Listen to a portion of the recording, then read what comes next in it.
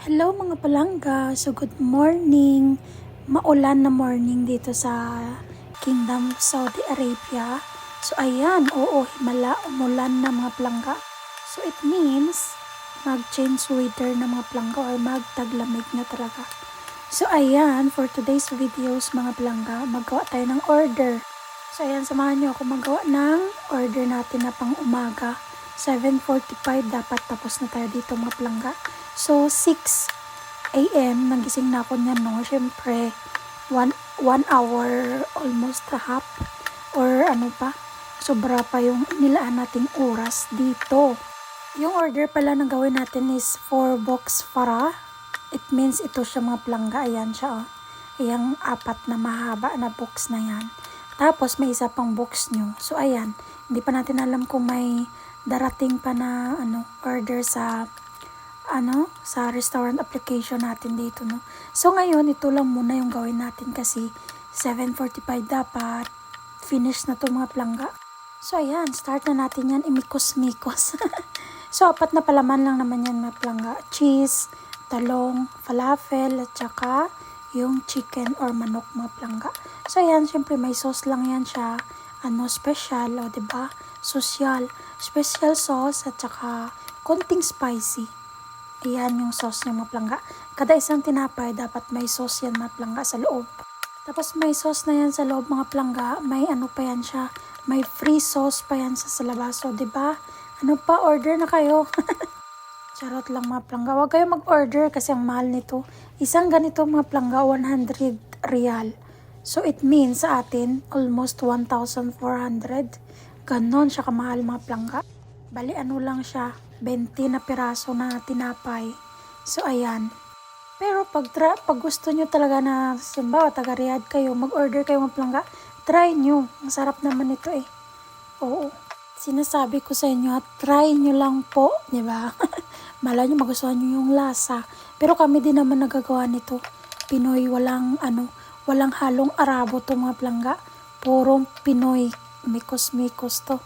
So, ganun mga palangga. So, ayan. Natapos na natin yan gawin. So, bali, yan siya, 80 na piraso na tinapay maplangga, diba? 80 pieces. So, ayan na yung ating, yung sauce na free sauce. Ayan, spicy yan siya mga plangga. Yan, laging request ni Mayora kasi nga, daw, yung kalahi niya daw, almost lahat gusto spicy. So, why not? Tapos, syempre, takpan na natin siya maplangga, diba?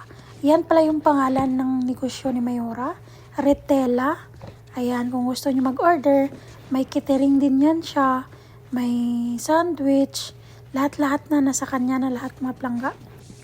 Yung hindi lang nagpapatas ng sahod, yun lang yung wala sa kanya. So, yan, next tayo dito mga palangga. So, ito naman yung kasama niya. So, bali, 4 box para. At saka ito naman is 1 box new. O, diba? Hindi ko alam kung saan galing yung new na yan na kung saan niya kinuha yung idea na new. Kasi yung Farah, syempre yung anak niya yan mga palangga. So itong new, hindi ko lang alam. Tapos ito din mga palangga, din to siya, 4 na palaman pero ganyan yung niya, yung paglagay sa kanya, iba din.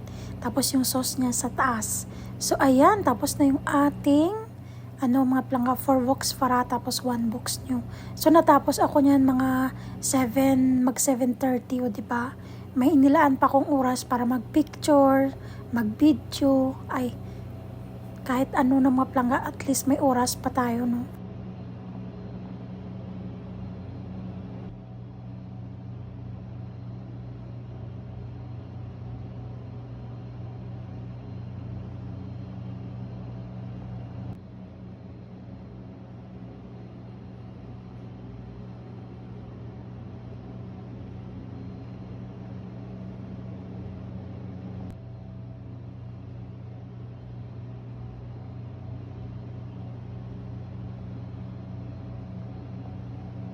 Ayan, ni-ribbon ko lang siya na ganyan mga palangga kasi wala nga kaming pang ribbon na malaki na tali. So, ayan na lang kasi no choice. So, ayan na. Ready na siya mga palangga. Ilagay ko na lang to sa trolley.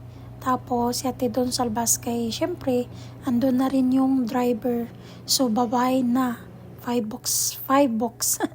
Tapos next tayo dito mga plangga, 'di ba? Sabi ko may pumasok pang order. So 4 box din to mga plangga, 2 box bomb. Ayan yung may patatas sa taas yun, yung tinatawag na box bomb. Tsaka ayan, 2 box nyo din. So ayan, 'di ba? 9 box na lahat mga plangga, aga-aga pa lang. Ay, just Lord. Pero syempre, alipin tayo ng real. Kaya kaya yan mga plangga, kakayanin. So yun lang.